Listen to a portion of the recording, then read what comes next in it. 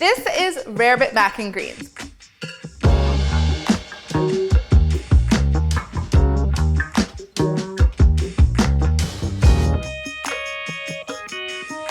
Which is a mashup of an English pub-style toast, cheddar beer cheese toast, and macaroni and cheese. And then there's also a lot of greens in there because it's like so over the top, it needs some health. 3 things that you're gonna learn in this recipe. Number 1, how to make a really bangin' bechamel. Number 2, more you have fat, more you need salt, learning to season properly. And number 3, the value of crispy, crunchy panko breadcrumbs.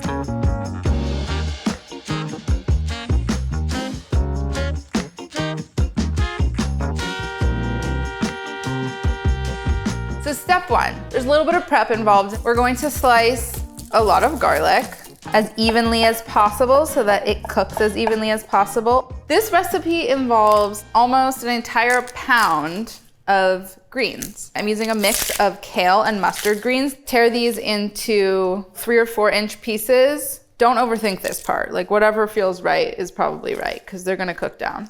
Prepped greens.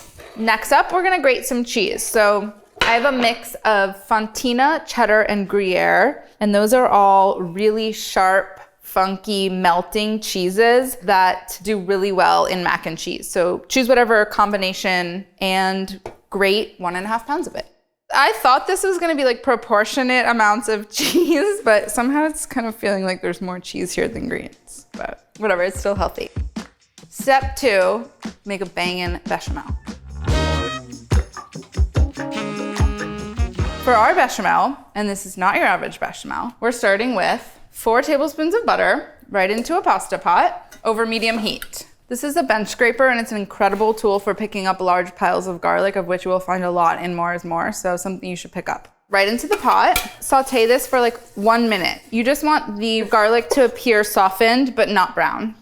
So I'm sprinkling 1/3 cup of flour and I'm just going to toast the flour. And this is going to do 2 things. It's going to activate the flour as our thickening agent, and it's also going to build a little bit of flavor. So stirring constantly until it's this like very pale, light golden. And then cracking open a Guinness, if you must. Pour in this entire 12-ounce can. You can use any dark stout. You'll see that it's like immediately starting to thicken and get clumpy. That's fine. We're gonna whisk it all the way out, because that's gonna help you to create a really super smooth, velvety bechamel. And so you're just going to whisk this constantly until you see a really smooth, dark brown sauce. This bechamel is going to utilize both milk and heavy cream, and that's going to be a richer but even more stable bechamel than if you were to just use milk. It'll be less likely to break and split and get greasy. We're also going to season this with a lot of Dijon mustard, Worcestershire sauce, and black pepper. And so it's going to have this spicy, peppery backbone into which we're going to fold a ton of grated cheese. So we've now added our beer and we have a nice thick sauce. And so it's time to start adding our milk little by little, and we're whisking as we go, and then right into 1.5 cups of heavy cream. Okay, so we're gonna let this come to a simmer and we're gonna stir it constantly. The act of it coming to that point of a boil or a simmer will thicken the liquid, and we have to get it to that stage. This is a great time to cook your pasta. I have a pot of boiling water on the back here, and this is how you season pasta water. Still going? Still going. That was a lot of salt. That was maybe like 1/4 cup of salt. I'm gonna add the pasta. We can eyeball this. So back to our bechamel. You can see that it has thickened. So at this point, we're gonna start adding all of our cheeses, and we're just gonna go 1 handful at a time, and we're whisking, whisking, whisking in order to encourage it to melt evenly. It's getting real cheesy up in here, and we still have got a ways to go. Look at this. It's not for the faint of heart. I'm also adding a couple of handfuls of grated parm. It's gonna give a really nice, like nutty, sharp quality to the bechamel. 1.5 pounds of cheese have entered the bechamel. We're going to balance all of that fatty goodness with a few big spoonfuls of Dijon mustard. It's gonna give acid and heat to this bechamel. Number 2, Worcestershire sauce. This is super umami, briny. There's anchovies in this. And then lots and lots and lots and lots of black pepper. Think cacio e pepe vibes. We are going to add a lot of salt. And that's because there's a lot of fat, and fat masks salt. And so the more fat that you have in something, the more you need to season it in order for all the other ingredients and flavors that are present to really shine.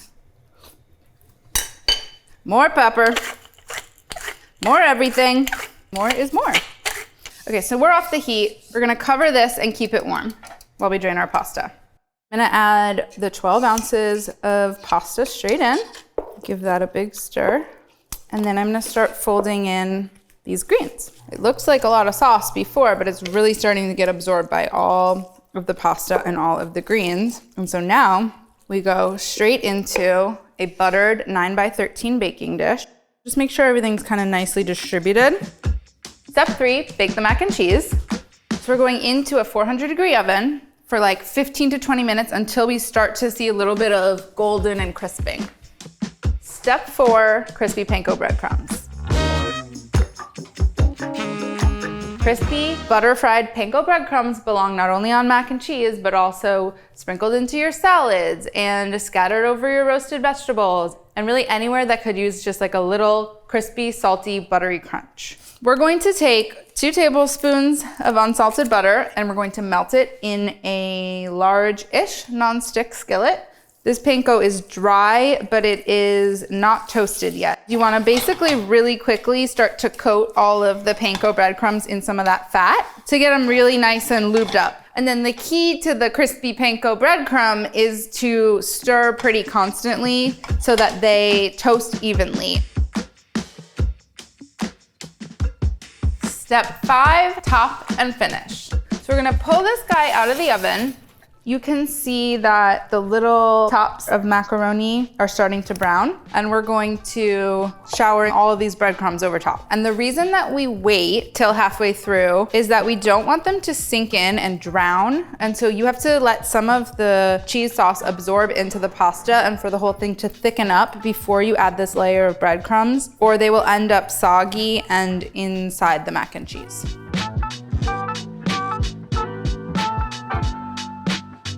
Look at that.